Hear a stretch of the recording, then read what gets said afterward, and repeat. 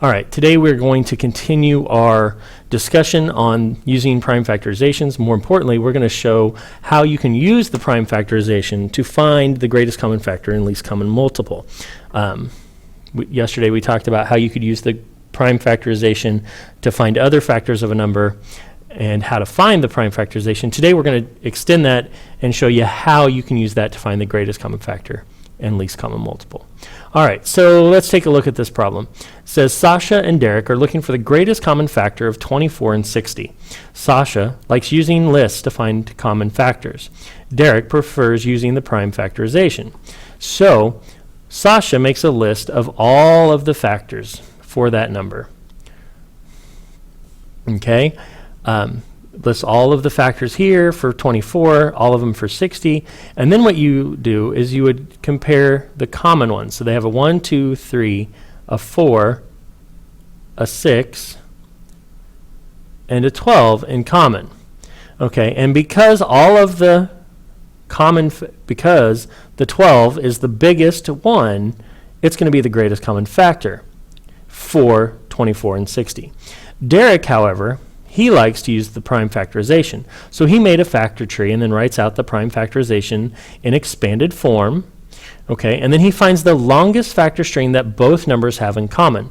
So what he's doing is he's matching up the numbers. So we're going to take the prime factorization. They both have this 2 in common. 24 and 60 both have that 2 in common. Now, they don't share this 2 here because the next number is a 3. There are no more 2's. So we're going to cross that one out, or we're going to leave it alone. Then we're going to go to the 3. We look and we see that there is a 3 in both factors, prime factorizations. But there is no, and so we'll use that one. And then we take a look and see that 60 has a 5, but 24 doesn't. So the longest factor string that they both share is this 2 times 3 times 2, or 2 times 2 times 3, that when we multiply that out, we get 12. 2 times 2 equals 4 times 3 is 12. So either way, you get the greatest common factor. So let's practice this real quick with the greatest common factor. We're going to use a prime factorization to find the GCF for 12 and 32. Okay, so let's make a factor tree for 12. Again, we are sorting by prime factors. So we have a 3 and a 4. 3 is prime.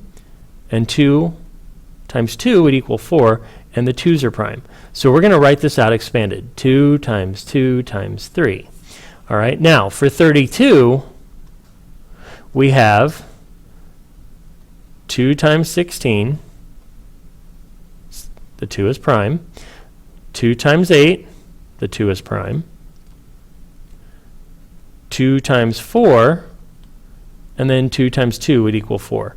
So again, this would be 5, or sorry, not 5, 2 to the 5th power, or 5 2's. Okay, so 2 to the 5th power, or if we come over here and we write it out, 2 times 2 times 2 times 2 times 2. All right, now, I'm going to take, and we're going to highlight the common factors in both factor strings. So we're going to start over here with the 2's. There's a 2 here and a 2 here. There's another 2 here and another 2 here.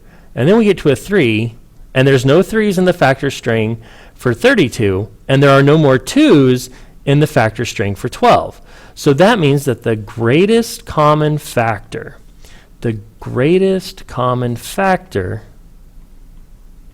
equals 2 times 2, which would equal 4. So the greatest common factor of 12 and 32 is 4. Similarly, or using the same method, Sasha likes to list the multiples. And we kind of covered this in class the other day, that listing the multiples is just like counting by that number. So for 24, we list out 24, 48, 72, 96, 120, and we would keep going. And Sasha would then list out 60 and 120, and then he stops because both numbers have 120 here. Okay, Then we go over and we see that Derek uses a very similar method to what he did earlier in using the prime factorizations. He shows us that the prime factorization for 24 is 2 times 2 times 2 times 3, and that 60 is 2 times 2 times 3 times 5. The LCM here is the shortest factor string that contains both 2 times 2 times 2 times 3 and 2 times 2 times 3 times 5. So what we're going to do here is we're going to scroll down the page a little bit and then take a look at how this is done, how we can find the shortest factor string for both numbers. All right, so in this factor string, they have two, whoops, I'm shading over that. I'm going to erase that real quick. Okay, and we're going to highlight the stuff that they share. So they both have a 2. They both have another 2. They both have a 3, and then what they have is another 2 and a 5. So we're going to have to add those back in. So what we're going to do here is we're going to write what we had for the GCF factor string, which was 2 times 2 times 3, and then we have to add in this 2, so another 2, and this 5, so times 5. So the LCM is going to equal the product of 2 times 2 times 2 times 3 times 5, or 2 to the third power times 3 to the fifth power, 3 times 5. Sorry, not 3 to the fifth. Okay, so that when I solve this, I get, I'll scroll down a little bit. When we solve this, we get 2 times 2 is 4, times 2 is 8, times 15, because 3 times 5 is 15, and 8 times 15, 8 and 5 is 40, carry the 4, 8, 9, 10, 11, 12. Okay, so the LCM for 24 and 60 is 120, which is the same answer that Sasha got by listing the factors. All right, so let's do some practice. Let's take our numbers from earlier, the 72, or the 12, and the 32. Okay, so we found through the factor tree that our prime factorization for 12 was 2 times 2 times 3. We also found that our prime factorization for 32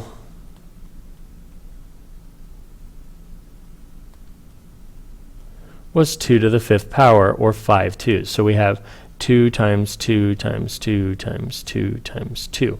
Now, highlighting what they share, they have this 2 and this 2. So we're going to have to write that in there.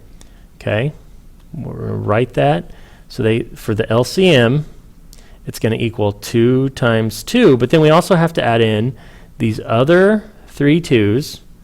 So times 2 times 2 times 2, and that 3 times 3.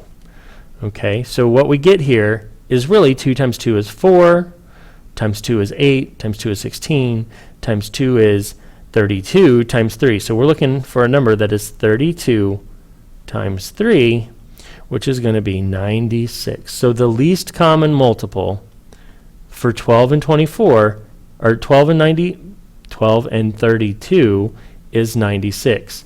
We can check our work, if we would like, by making factor lists for 12 and 32.